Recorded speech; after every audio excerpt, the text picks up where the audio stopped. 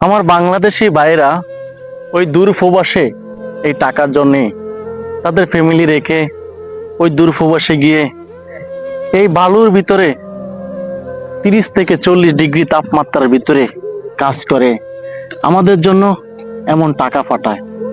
কিন্তু আমরা সেই টাকা দিয়ে ওই দূর প্রবাসের ভাইয়ের ওয়াইফ বিভিন্ন পার্কে যায়া বন্ধুদের সাথে তারা আড্ডা দিয়ে বিভিন্ন রেস্টুরেন্টে গিয়ে এই টাকাকে টাকা মনে করে না। আমার ওই দূর প্রবাসের ভাইয়ে কাজ করতে করতে হাতে ঠোয়া ফুটিয়ে ফেলে। হায় রে জীবন! আসলে আমরা যদি ওই প্রবাসী ভাইদের কষ্টটা নিজের চোখে দেখতাম, কখনো আর পার্লারে গিয়ে প্রবাসী বউ সাজতো না।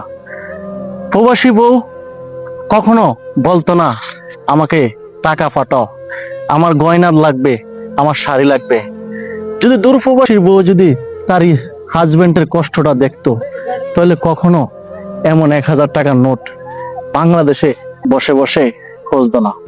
তা আমি সেই সবাইকে বলবো, প্রবাসী ভাইদেরকে সম্মান করতে শিখুন।